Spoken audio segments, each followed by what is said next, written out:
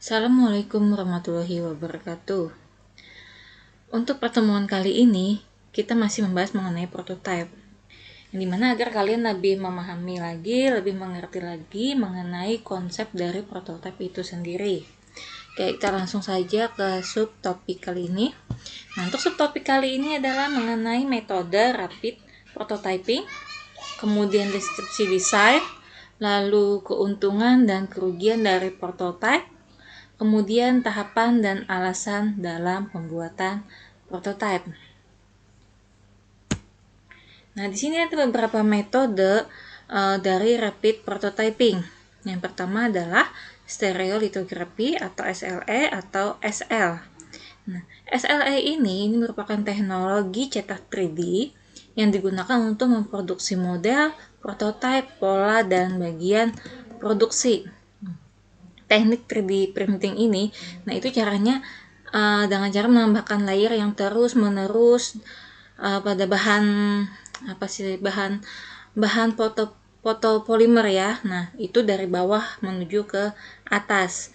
Nah, material yang digunakan itu biasanya liquid.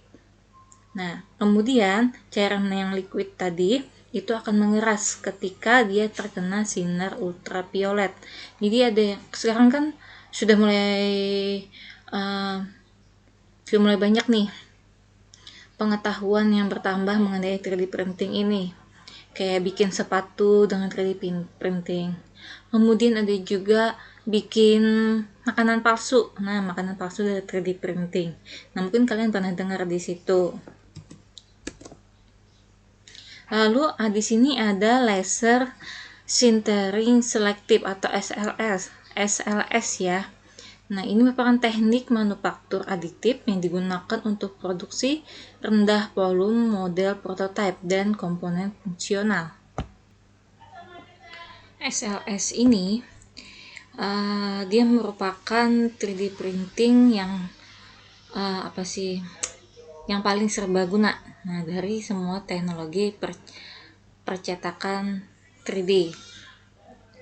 Kenapa? Karena SLS ini dia mengikat partikel secara selektif pada bubuk. Nah, dia meningkatkan suhu bubuk, kemudian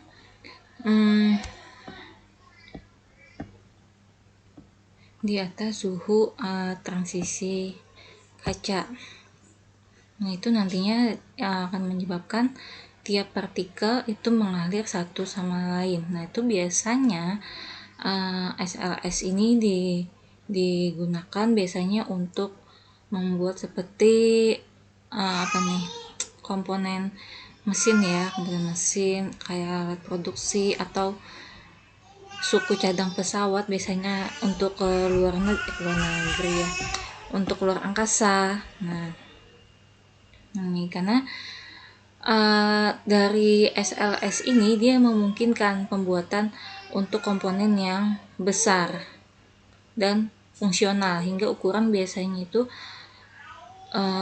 minimal 650 mm ya dalam satu potong. Itu SLS. Lalu yang ketiga di sini ada Laminate Object Manufacturing atau LOM. Nah, ini merupakan permodelan yang di dalamnya berisi lapisan kertas perekat berlapis-lapis, plastik atau laminasi logam berturut-turut. Itu direkatkan dan dipotong dan menjadi berbentuk dengan pisau atau cutter laser.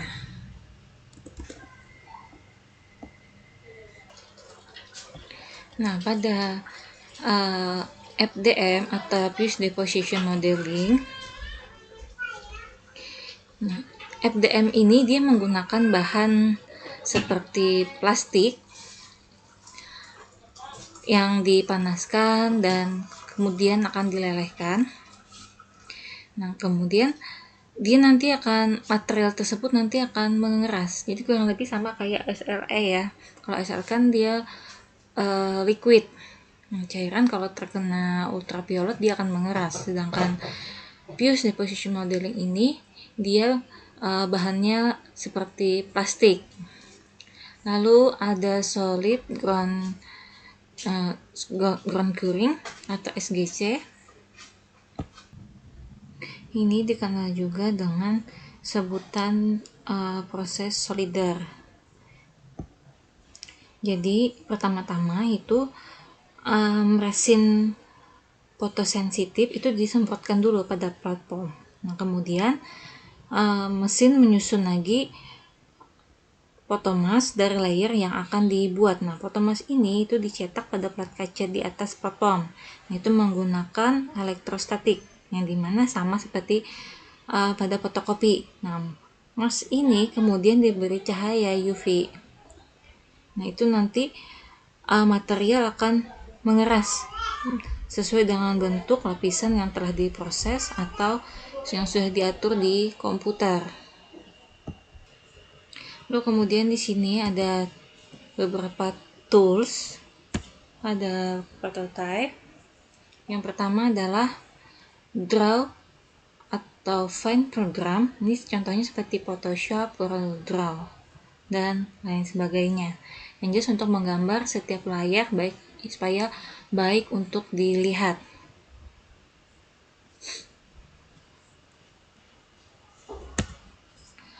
Kemudian ada script simulation atau slideshow, ini seperti PowerPoint, Hypercard, Macromedia Director, HTML, dan lain sebagainya. Nah, ini tinggal meletakkan tampilan seperti storyboard dengan animasi perubahan di antaranya. Nah, ini dapat memberikan user catatan yang spesifik. Ini disebut juga dengan pure prototyping. Lalu gunakan toolsnya seperti misal Macromedia Director. Lalu yang ketiga adalah interface builders. Nah, contohnya di sini seperti Visual Basic, Delphi, UMX. Nah, tools ini untuk menampilkan jendela, kendali, dan lain-lain dari interface. Nah, ini contoh tampilannya ya. Jadi membangun tampilan di sini.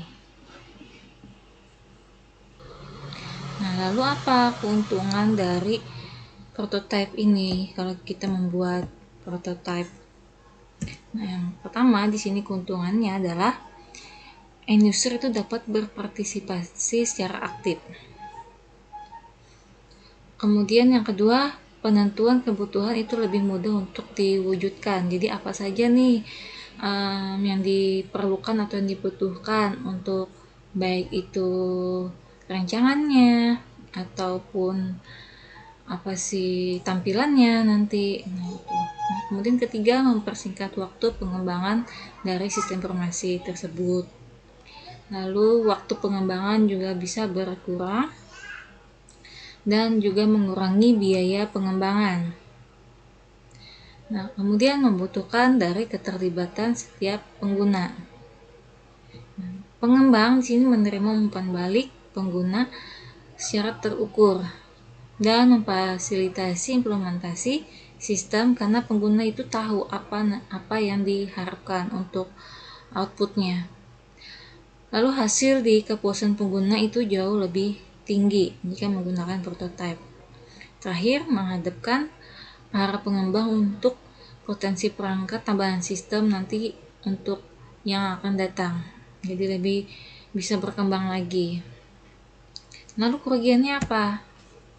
Nah, kerugiannya di sini proses analis dan perancangan itu terlalu singkat. Kenapa? Karena biasanya pada proses analis dan perancangan ini dia kurang fleksibel dalam menghadapi setiap perubahan. Nah, pengembang itu kadang-kadang biasanya lebih mempertanyakan, lebih mengkompromikan dari implementasi dan menggunakan sistem operasi yang tidak relevan dan algoritma yang tidak efisien. Nah, lalu yang kedua, mengesampingkan alternatif pemecahan masalah. Lalu biasanya ini sama yang pertama tadi, dia kurang fleksibel dalam menghadapi setiap perubahan. Lalu prototipe yang dihasilkan itu tidak selamanya mudah dirubah, dan prototipe terlalu cepat diselesaikan.